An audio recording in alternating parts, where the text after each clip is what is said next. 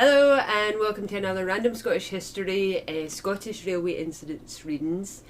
We're on to April 1900. The obligatory trigger warnings. There's a lot of gruesome details mentioned. They like to go into their kind of really quite gory details when talking about the aftermath of incidents. Some of the more negative ones. Your discretion is advised. Yeah. It really is. If you've seen any of the first three we've done so far, January, February or March, then you'll have a fair idea of what it is we're doing here. So there's also likely to be repetition when a later article contains maybe further information. Maybe someone succumbs days after an event, that'll be updated. Maybe an article will just have a different spelling of a name, maybe it'll just be an address of a person or something. I wanted to include it all just so that people doing genealogical research, looking for ancestors, might be able to find them easier.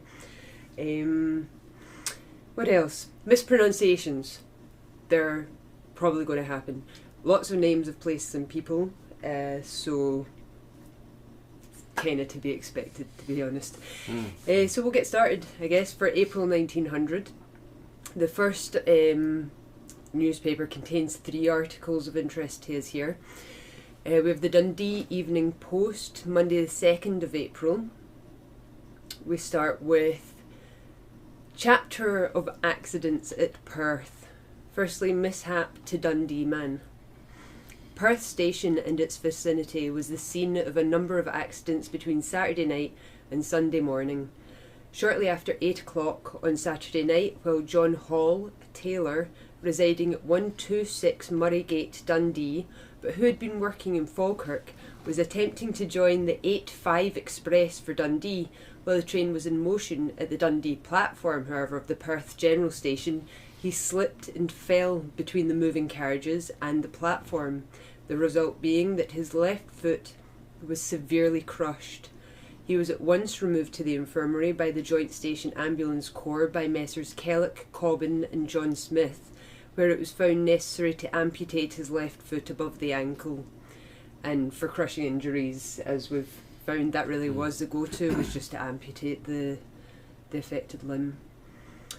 Next we have the accident at Moncrieff Tunnel early yesterday morning, while James Callum, Assistant Superintendent of the Permanent Way, residing in the cottage adjoining the Permanent Way office, Dovecutland, sustained an accident while examining Moncrieff Tunnel. The tunnel is examined periodically, and during his examination some heavy weight fell on him and he sustained severe injuries to his back and other parts of his body. He was attended by Dr. Macaulay and afterwards conveyed to his home. It is not expected that any serious consequences will follow. And finally, accident to goods train. While the through goods train from Aberdeen to Glasgow was standing at the Perth General Station about 1 o'clock yesterday morning, taking in water for the engine, another goods engine and van crashed into the rear of the train, the result being that 3 wagons were derailed. The driver had not noticed the rear of the train, but fortunately the impact was not attended with anything more serious than the derailing of the 3 wagons. The station staff succeeded in putting matters right, and comparatively little damage was caused. So. Oh, good. No real fatalities there. I ended okay. It was on the 2nd of April, not the 1st, so no April Fools. Yeah. So next up, we've got Dundee Evening Telegraph, Wednesday, 4th of April, accident to a railway shunter. A railway shunter named Bernard Brady, Dobbies Loan, Glasgow, sustained severe internal injuries yesterday morning through an accident at Belshaw siding near the Caledonia railway station at Maryhill. Brady attempted to pass between the end of a carriage, which was being backed into the siding, and a stationary carriage in order to attend the couplings, but was caught between the buffers and severely crushed. He was removed to the Western Infirmary, Glasgow. Probably going to get a follow-up on that one, I think. I wouldn't cross my fingers on that. Yeah, people that were severely crushed body-wise didn't tend to really... Didn't really have the technology and No, they didn't. resources to fix that kind of a wound, but we'll see. You never know. So we have a House of Commons, a parliamentary report here. So this goes along with the changes that were happening on the railways, either for safety or just accommodation, I guess. This is the Railway Accidents Bill. The bill intended to aid the prevention of railway accidents, which the President of the Board of Trade has introduced in the House of Commons, is not by any means a revolutionary measure, but the fact that it has been welcomed by the representatives of the railway men and men like Mr. John Burns may be taken as indicating that the measure gives promise of practical reform. The record of 500 men killed and 12,000 injured year by year on our railways ought to certainly compel improvement, but the reform movement has been very slow, mainly because the vested interests are very powerful, and it is cheaper to waste men than to spend money upon the equipment required for the proper safeguarding of the railway.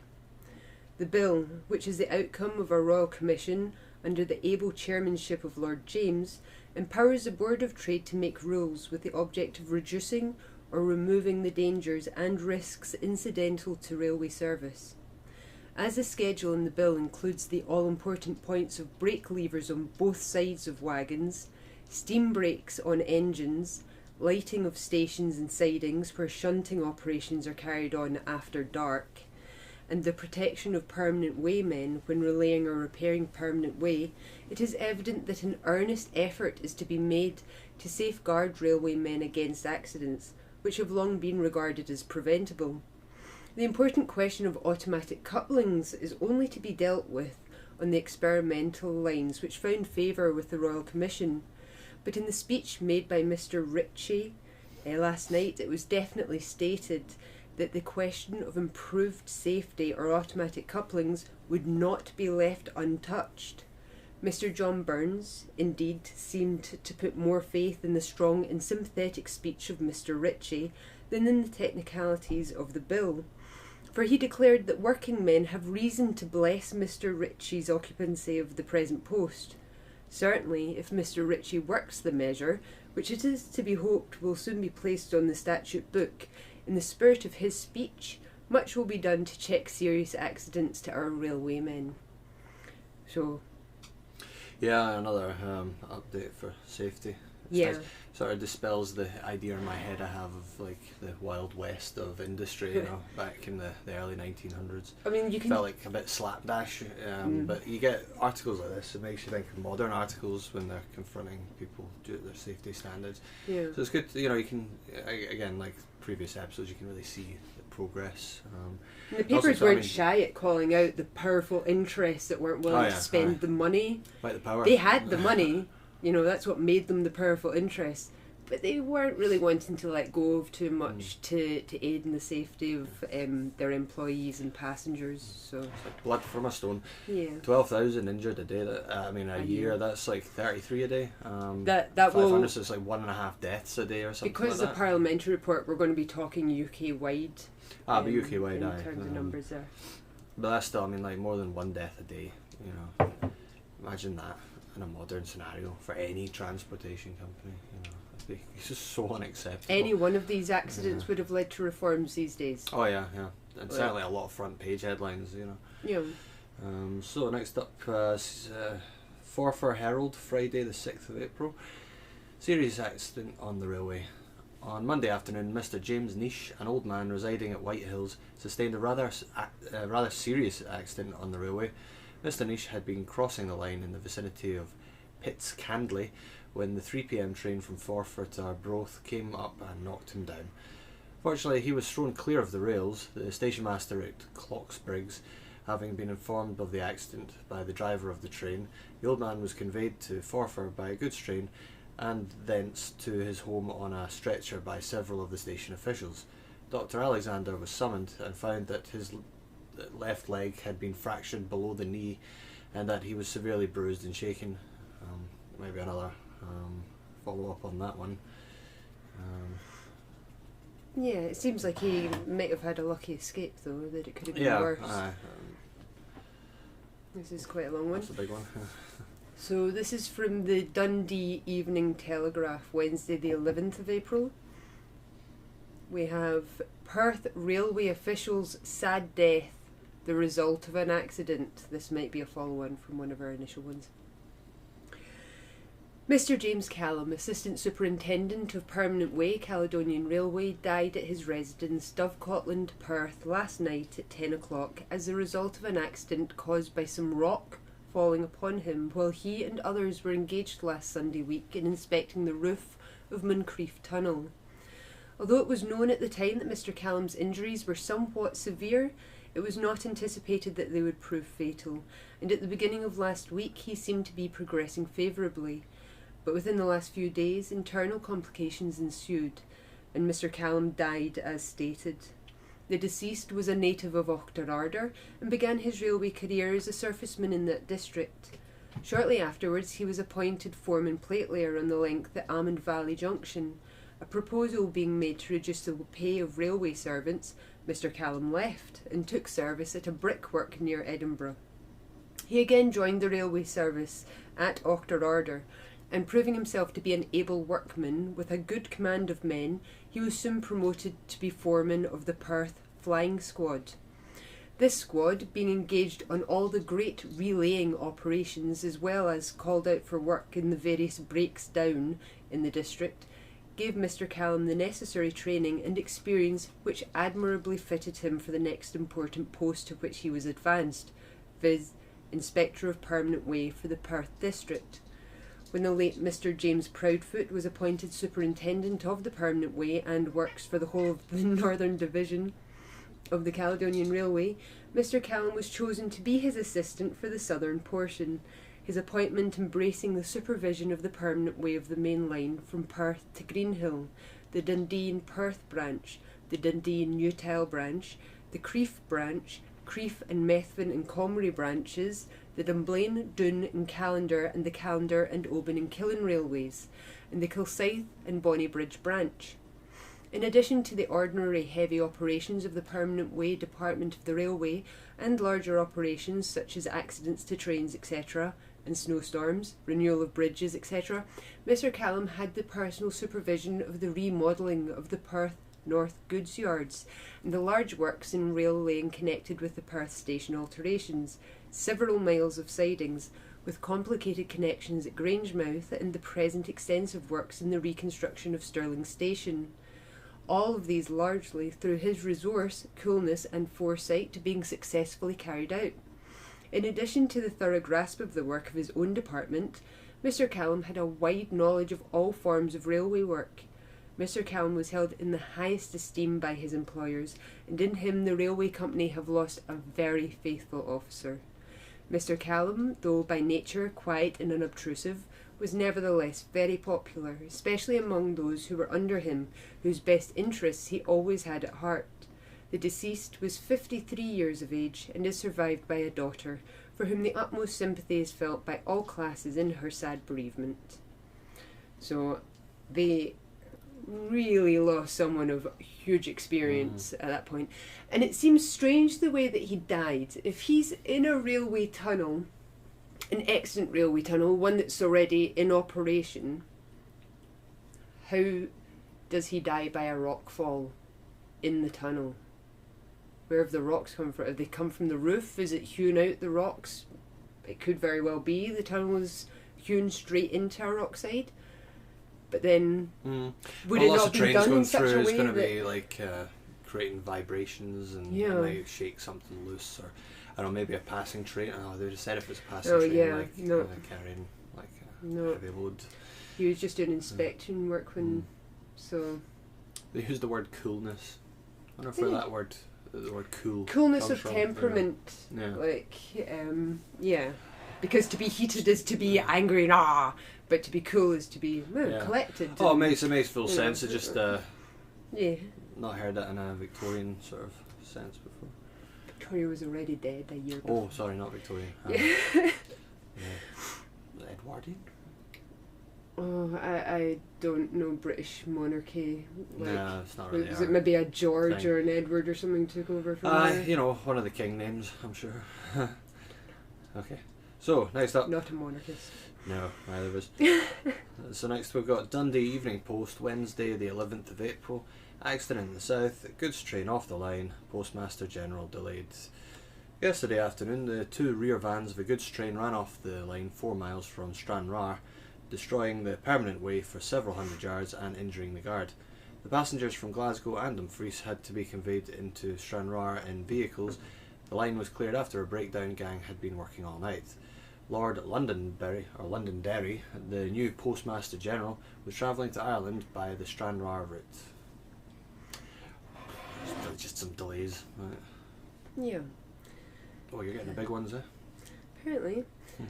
Perthshire Advertiser from Wednesday the 11th of April. This is entitled Fatal Accident at the Station, 2 men killed, bodies fearfully mutilated. Yesterday afternoon, shortly after 4 o'clock, an accident of an alarming nature occurred at the south end of the North British Railway goods shed, situated immediately behind the station, and which resulted in the deaths of John Haggart, 72 years old, foreman surfaceman, Unity Place, and David Craig, 58 years old, surfaceman, Leonard Street. From particulars to hand, it appears that the deceased and another surfaceman were engaged repairing the permanent way when the goods train, which leaves Blair Athol at 11:30 and is due in Perth about 3:30, came up unobserved and knocked down both the deceased. The wheels of 6 of the wagons passed over the bodies of the unfortunate men. Needless to say, they were killed instantaneously. The accident was not discovered until the van was derailed. The sight which presented itself was a ghastly one. Both men were decapitated and were otherwise fearfully mutilated. Indeed, the bodies were scarcely recognisable. Haggart's head was cut off by the throat, while Craig's was taken off by the chin, the skulls of both being smashed. The news of the terrible accident soon took wing, and within a short time a crowd of people from Craigie collected in the vicinity. The station ambulance corps, including Mr. J.D. Smith, Messrs. Fisher, Kellock and Anderson, were early on the scene and covered up the bodies of the men with wagon sheets. Dr. Hunt was called, and the police authorities, who were at once informed of the unfortunate affair, ultimately removed the bodies to the mortuary. Haggart had been employed for 40 years in the railway. He came to Perth station at the time of the North British Railway Company erected the goods shed. Previous to that, he had charge of a section of the road. Craig, who was his assistant, had also been employed for a great number of years. At the time the accident occurred, the men were laying sleepers. Owing to a bend in the line, the surfacemen were not noticed either by the driver or fireman. The third man only escaped by a hair's breadth. The occurrence naturally caused great excitement among the station employees, by whom the deceased men were highly respected. Mr. Ellis, the North British Locomotive Superintendent, and Mr. Yule rendered valuable services. To the Reverend Mr. Landreth was entrusted the delicate task of breaking the sad news to Haggart's widow. Haggart was a much respected member of the West Church, and on Sunday last attended all the services. That's brutal. That's a nasty one. That it also seems to be the last couple of articles have been about people that are really valued by the railways. I can't help but think that that's going to improve the chances of pushing through the automatic coupling, the safety sort of measures and stuff like that. Because experience hasn't saved them. No, that's it. Yeah, 40 years that guy's working. Yeah. So next up we got Dundee Courier, Thursday 12th of April, and it's railway smash near Forfar. 20 vehicles leave the line. Permanent way damage, I should say. By an accident which occurred to the 1:40 AM goods train from Perth to Aberdeen at Kirriemuir Junction on Wednesday, both the up and down lines were blocked for about 5 hours, and traffic had to be conducted either by transferring the passengers or by diverting the trains by way of Dundee. It appears that about a mile to the south of the junction signal cabin, the journal of one of the wagons broke, with the result that, after running some little distance, 20 of the vehicles left the metals and tore up the permanent way for a distance of several hundred yards, blocking both roads. Information was immediately telegraphed to Forfar and the breakdown gang under the direction of Mr McQueen, superintendent of the Permanent Way, and Mr Colin Campbell, locomotive foreman, at once proceeded to the scene of the accident, followed later by the Perth breakdown gang under Mr Prentice and accompanied by Mr J.D. Lang, district superintendent, and Mr Fletcher, traffic inspector. It was found, however, that only one of the wagons laden with iron had become smashed, the others having maintained an upright position. The task of replacing them upon the metals was a comparatively easy one. The destruction to the Permanent Way was such, however, that it was 10:45 before the first trains got through, one for Perth and the other for Kirriemuir. What is known as the tourist train and the postal were diverted by way of Dundee, and the 6 a.m. slow train from Perth and the 6:15 from Forfar had their passengers transferred at the junction. The damage to rolling stock is not heavy, the principal destruction being in regard to the Permanent Way. The driver of the train was D. Brown of Glasgow and the guard D. Bell of Glasgow, who both escaped uninjured. That's lucky. More damage to Permanent Ways there. I have to say, it seems quite impressive how quickly they actually fix these things. Well, time was money. Yeah, time is money. It's just So they must have really got the techniques down, you know, like relaying tracks and stuff like that. I suppose that's one of the positives to them being operated under private companies, was that regardless of what happened on the line, it was going to be resolved as fast as possible to keep traffic going, whereas now a leaf on the line will stop trains for like an entire section of the country, you know. Somebody saw a rat run across the line, so, you know, we'll get back to you tomorrow, let you know when the train's about, you know. Was there not one, I won't say it was in London, but it might have been like one of the English cities, Manchester or Birmingham or something, and a cat was sat on top of the train, so the train couldn't leave, and the trains for that entire line were delayed by like an hour or something because a cat was on top of the train and they wanted to get it off before, you know. We quite like cats here, so we can sort of, you know. Yeah, we can I would rather the trains were delayed and the cat was like safe, but I had work experience in secondary school, and I had work experience in secondary school, and it was 5 days at a design studio, and I only did 3 of them because it was raining a bit. The trains were off. Yeah. Rain in Scotland. Rain. Called off trains. Yeah. I believe it. Especially the lower levels, because they get flooded quite easily, don't they? Like the lower levels of Queen Street and things. Yeah, probably like, went through. Okay. And central lower levels, like they'll all get flooded. But it's just a bit absurd.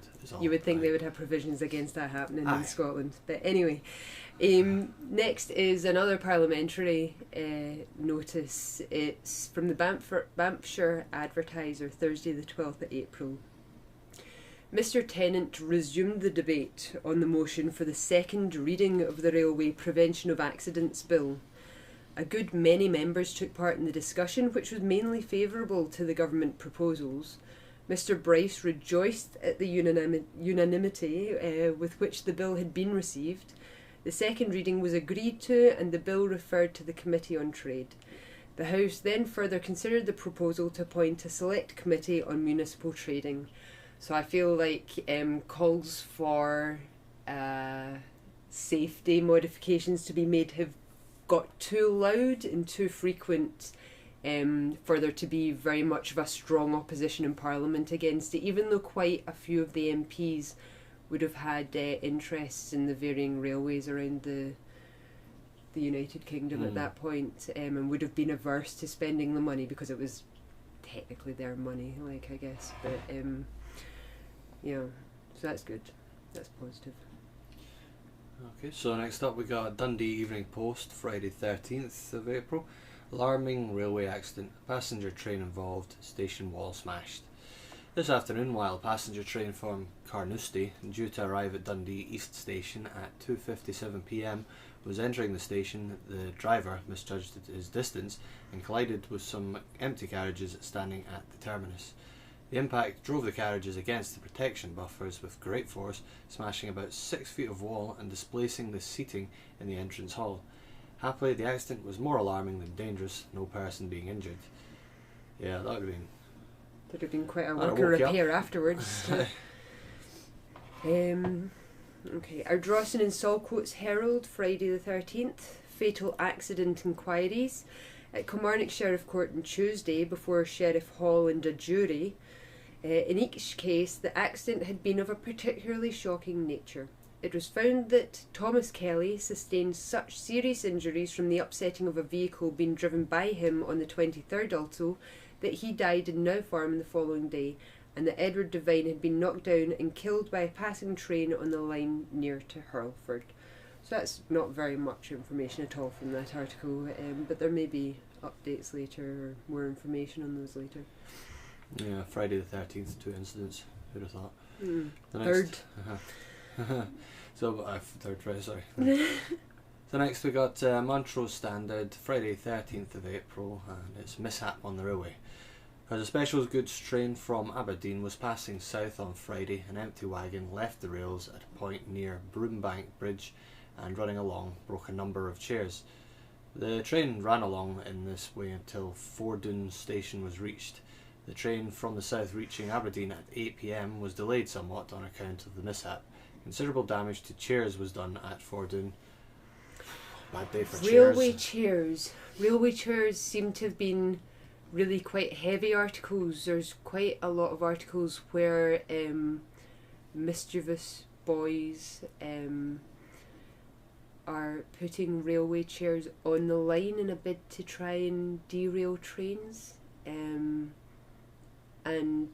it seems like these were fairly heavy, destructive things when hit. I'm not entirely sure what they looked like though. Just imagine cast iron. It's kind of like what kids do in like overpasses and stuff, you know. Just because it's physically possible, you know. It's crazy at this point though. It's so dangerous. You know. There are articles detailing how children have changed the signals on a line.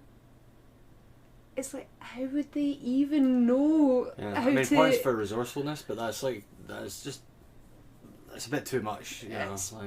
That's not a prank. That's they're doing it's experimenting. Almost, I think like kids just experiment to see what will happen. You know, like obviously if something terrible happened, they'd probably regret it like quite a lot. You couldn't really not, but just crazy. Okay, the next is Scotsman, Saturday the 14th of April, railway accident at Dundee. Yesterday afternoon, a railway accident, fortunately unattended with serious consequences, occurred at Dundee East station. A passenger train was entering on the up line, and it seems that the driver did not slow down sufficiently as the engine collided with several empty carriages which were occupying the line. These were driven up against the permanent buffers with great force, with the result that a considerable portion of masonry was displaced. So that's a wee bit extra information to the last one. Okay, so we got Dundee Evening Telegraph, Saturday 14th of April, and it's old soldier killed, horrible affair at railway station. Fatal accident occurred yesterday afternoon at Crawford railway station. 2 navvies employed on the new waterworks near Crawford, considerably the worse for liquor, took tickets at the booking office for Carlisle and, being pushed for time, instead of crossing the railway footbridge, crossed the rails.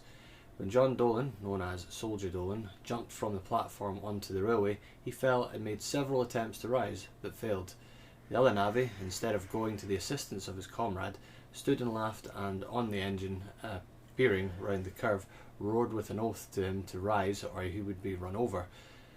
This the navvy attempted to do, and the engine driver, seeing the predicament of the poor fellow was in, shut off steam and applied the brakes, but owing to the rate of speed at which the engine was going, he could not draw up in time. About 50 yards out of the station, the train was brought to a standstill, and then returned and picked up the poor fellow, who was in a fearfully mangled state. During this time, the other navvy remained on the platform and seemed to treat the matter as a huge joke, as by reaching out his hand to the other, he could have pulled him out of danger. Life being not extinct, the injured man was conveyed by the express to Carstairs and thence to Lanark Hospital, but he was no sooner admitted than he expired, having sustained a fractured skull and fractures to the left arm and leg. Deceased was an old soldier and went through the Egyptian campaign, taking part in the storming of the trenches at Tel El Kebir. I feel like his friend kind of had a sort of culpability there, you know. Yeah, I think he should have probably been in front of a court for not having, or certainly at least some kind of military punishment, you know. Like, and treating it as a joke after the guy's been hit. Like, I mean, up until that point, you can see if he's drunk, he might have, but afterwards seems. Yeah, it's maybe the full reality's not dawned on him. He's just maybe not they aware. weren't really pit friends. Like, maybe he was kind of not bothered that this person was out the way. Okay, so Wishaw Press, Saturday the 14th of April. Schoolboy killed on the railway. On Monday afternoon, a sad accident took place on the railway between Holytown Junction and Muir Hill Old Station, whereby Thomas Connor, aged between 5 and 6 years, son of John Connor, ironworker, Shanks's Land, New Stevenston, lost his life. It appears that the unfortunate lad, along with other 3 boys, among whom was his brother, was returning from the Roman Catholic school at Carfin. 2 of the lads had crossed the line and were at the wood beyond it, and Thomas Connor was in the act of crossing too, when his brother called him back. While he was returning over the line, he was run down by the 4 o'clock express from Edinburgh to Glasgow. The body, which had been carried forward a distance of 150 yards, was frightfully mangled, part of the head being taken off. Platelair reported the accident at Holytown Station, where the body was removed before being taken home. So he'd already crossed, and it was his second crossing because he'd been called back that got him. Like, I mean, I would have thought his brother probably feels pretty guilty about that, because it would have been his fault, really, that he'd have crossed for the second time. Like. So next up we got Strathairn Herald, Saturday 14th of April. Shocking accident on the Mallaig Railway. 1 man killed, 2 injured. Another shocking accident is reported from the Mallaig Railway. One of the workmen, while engaged in digging operations, struck an unexploded dynamite cartridge, which exploded and injured 3 men. One of them, Thomas Cullen, died in Belford Hospital, Fort William, on Tuesday afternoon. Cullen was 23 years of age and belonged to Wexford, Ireland. He had both his legs blown off and was otherwise seriously injured about the body. It is thought that the cartridge which caused the accident must have failed when blasting operations were in progress in the cutting previously, and had remained covered by debris till struck by the pick of the workman in question. That's, yeah, really bad accident. That's a bad luck there, man. I don't think you could get that kind of accident again today. No, I don't think unexploded you can hit mines a stick of dynamite and it would explode, really, to be honest. These days there's sort of all sorts of safety measures in place. The fact that you got like landmines knocking about with the railways, that's concern, you know. Yeah, it's a strange one, actually. Dundee Evening Telegraph, Tuesday the 17th of April. Crushed between the buffers, Dundee railwayman's sad death. A shocking railway accident occurred in the goods yard of the North British Railway Company at Dundee today. The victim of the accident was Samuel Lindsay, hydraulic shunter. About 11 o'clock, while operations were in progress in the goods yard, Lindsay was engaged in the traversing of wagons from the rails to the loading bank. From some reason unexplained, he got between 2 wagons, one of which was being shunted, and before he could extricate himself from his perilous position, he was caught between the buffers. He sustained dreadful injuries about the ribs. Dr. Johnston was summoned, and though every attention was paid to the unfortunate man, he expired 20 minutes after the accident. Deceased, who was 19 years of age, resided in Hilltown. He only joined the employment of the railway company yesterday. So, inexperience and shunting combined in that story. Right, so next up we've got Edinburgh Evening News, Wednesday 18th of April. Fatal accident near Waverley Station, 2 men killed. Serious accident occurred near the Waverley Station about 2:30 this afternoon, resulting in the death of 2 men named Alex Punton, Gaffer's surfaceman, 4 St David's Terrace, Morrison Street, and Robert Shaw, who was employed as a pipe layer in the North British Railway Plumbing Department. It appears that both the deceased were engaged at work near the Princes Street signal cabin, where they were knocked down by a light engine which was going from the Waverley Station to the yard at Haymarket. Punton was run over on the head and legs and was killed instantaneously, while Shaw was run over on the head. Both men were conveyed to the Waverley station and taken to the infirmary in the station ambulance. Shaw died while on the road to the infirmary. It is presumed that the noise of the passing Glasgow train had deadened the sound of the approaching engine, with the result that it came upon them unawares. Both of the deceased were married and were held in high esteem by their fellow workmen, having been for many years in the service of the company. Shaw resided at 64 Dunby Dykes Road. The melancholy accident was witnessed from the mound by several passers-by. I'm assuming they all had, some kind of trauma from just witnessing that, because that is nasty. How did you get your head run over by a train and survive for any amount of time is what I'm wondering. Like, that he survived at all after that, like, in any way, even if he wasn't entirely conscious. Like, yeah, I mean, that would take quite a lot of working out to try and figure out how it's possible to survive your head getting run over by a train. It's the logistics of some of these things are lots of imagery going on there. Probably more than you want to kind of get into. Next is from the Stonehaven Journal, Thursday the 19th of April. Railway fatality at Aberdeen. On Tuesday evening, a man was killed on the railway near the bridge which crosses the Dee Aberdeen. It appears that as a Caledonian train from Perth due Aberdeen at 6:20 was crossing the bridge, the driver observed a man in front walking on the down line in the direction of the city. Near the northwest corner of the bridge, the man stepped off the permanent way, and as he disappeared, it was thought that he'd gone down a path leading to the roadway beneath the bridge. Almost immediately, however, he reappeared and again stepped onto the line. At this moment, the 6:16 Caledonian train from Aberdeen came up, and the two trains passed each other near the corner of the bridge. It is believed that the man had become confused and got in front of the outgoing train, with the result that he was knocked down and instantly killed. The body was identified as that of James Arthur, labourer, 38 years of age, who resided at 14 Chapel Lane. He leaves a wife and 2 children. It appears that deceased was in company with another man on the riverside, and they parted company at the railway bridge, his companion leaving with the intention of returning home by the way of the opposite side of the Dee. The deceased had become confused with the 2 trains, and in getting out of the way of the incoming train, stepped in front of the outgoing one. And that happens just so often, people avoiding one train just to be hit by another. So next up, Motherwell Times, Friday 20th of April, accident to a railwayman. Lawrence Smith, fireman who resides at 42 James Street, Motherwell, was run over at Glasgow Central Station on Wednesday afternoon. The 1 o'clock train from Gourock had just left the platform, and the engine, which had brought it up, was following it out of the station when Smith, at the other end of the platform, who had been cleaning his engine and was standing on the line between the platforms, stepped back and was caught by the buffers of the following engine. He was knocked down, and the wheels of the engine passed over both his hands and his right leg, taking off his foot. He was at once removed to the Royal Infirmary. Again, logistics.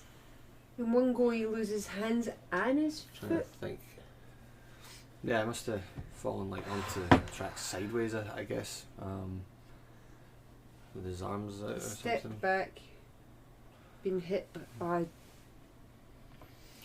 Probably better not to try and work that out, to be honest. Just look both ways, So North British Daily Mail, Tuesday the 24th of April. Busby, shocking accident.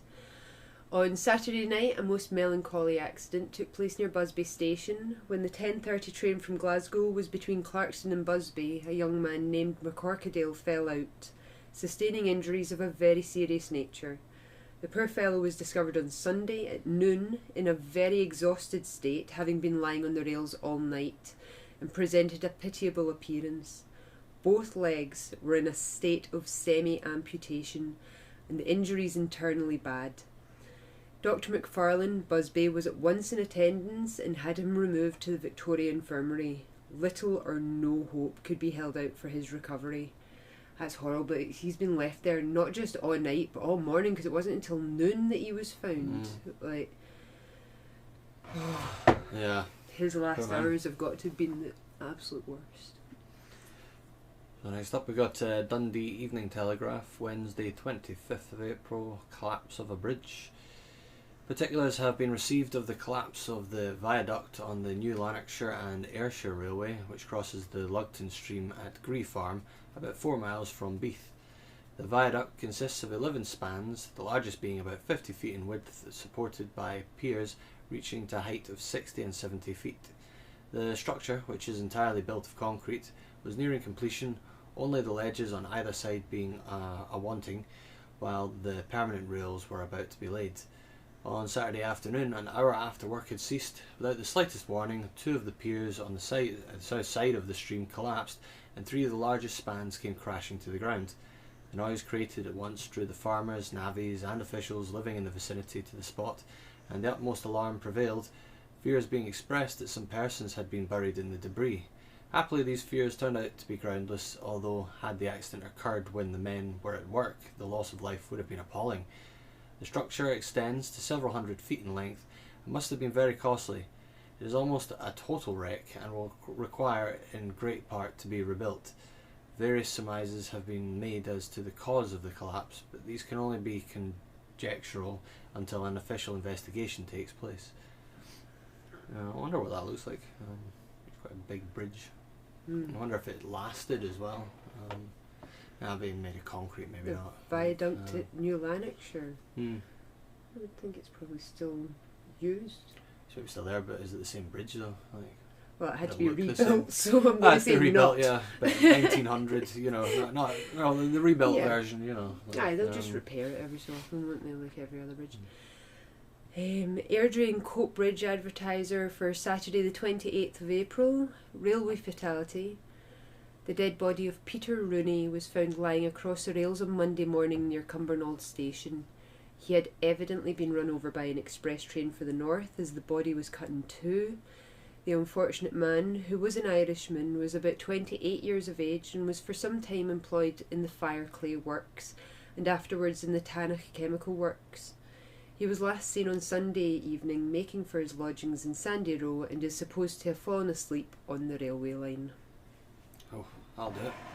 That actually was kind of common too. People would use the railway lines because the lines being just laid in the first place literally gave people like suddenly quicker access to get to from one place to another. So people would use the railways as shortcuts, but sometimes they would be walking for miles. I mean, like we're talking like there weren't just like taxis that could be flagged down on the street, like, and especially if it was late at night, you're not going to have like buses or things operational. People would walk for absolute miles and then get tired walking and they would lie down and go to sleep, but they're using the railway line as their shortcut, and if they were too close to the track they were got. I can't imagine I would have made that mistake, but different times. It happens so often, it's crazy, like male and female. I suppose it makes sense you'd use the railway lines though, because there'd be less roads and infrastructure in general, and if you're on a railway line, you know for a fact it will end up somewhere. Somewhere fairly central. So I would certainly, if I was in those days, I would use the railway lines to get to from A to B. But I don't think I would walk on them. I sure as hell wouldn't sleep on them. So maybe I'd be slightly better off. Formerly impassable ground was suddenly made traversable by these very accommodating railways being it's not like there's any fences up. There's no electric lines that they're gonna get cut up on, or It didn't seem to be very much stopping you from being able to access the lines at all. Outside of where the stations were, like the immediate vicinity of stations, and even then it was just super easy to get onto the lines without anybody bothering about it. So. Next up we've got the last incident for April. It's Edinburgh Evening News, Monday 30th of April 1900. Chapter of accidents. The following cases were admitted to the Edinburgh Royal Infirmary today. A girl of 17 years of age, named Martha Erskine, residing at 17 Lawrence Street, Buckhaven, while proceeding to the work in the morning along the railway line at Buckhaven, was knocked down and run over by a railway wagon which passed over her leg. The unfortunate girl, however, expired shortly after her admission to Edinburgh Royal Infirmary. So there have been a number of cases, but only the one case has been of use to us and having anything to do with the railway. But that's a shame for her. Oh well. I wonder, they always give their full addresses. Is that so that people can send things, or is it just purely for the information? Like, I think it was to make the people more identifiable. I think it was for identification purposes, so that friends and family reading the article can go, oh, I know a Martha Erskine. yeah, and, fair enough. And they're not going to like be mistaking her for a different person. You would find that addresses were given not just for victims, but for doctors that attended, sometimes ambulance men who were basically railway first aiders. Their addresses would be given, but also sometimes of witnesses to accidents. Their addresses could be given too. So it didn't seem to be a breach of anyone's privacy giving these details out at this point. So just imagine in my head like a modern day sort of equivalent, you know, some kind of accident on the roads or a railway, and then the newspaper just gives their full address to all of the public. I'm not sure if that's done at all now. Yeah, I mean, I wouldn't assume that there would be bad things coming from it, but I don't know what circumstances a person's address would be given out nowadays, actually. Possibly if they were unidentified, like a John Doe, maybe. If they had a card with an address on it, then maybe, yeah. But oh well. So that's April. us for April 1900. Some of you guys will be able to read along with us from the publication, because all of these come from Volume 1. This is the first year of Volume 1. So bit grim this time around, not too much in the way of like light-hearted articles. It's a shame for it seems like there were a few Irishmen getting caught up in Scottish railway accidents this time around as well. I mean, if previous episodes as well have been like feet and legs, I think this one was heads. Heads. You know, yeah. Really just forces imagery into your head, that, you know, images of like horror movies and stuff. Yeah, it's definitely worse when they weren't just straight up decapitated by the neck. If they were decapitated by the chin, wasn't it? That was the chin, you know, like, unpleasant to think about. But well, yeah, it's nice to think that things like this. We did warn you at the start. Yeah. I'll say that. So hopefully you might join us next time around for May 1900. They may be a little more light-hearted, perhaps. I wouldn't hold out hope for that. I'm not going to guarantee that or promise anything. So yeah, we'll maybe see you next week for those.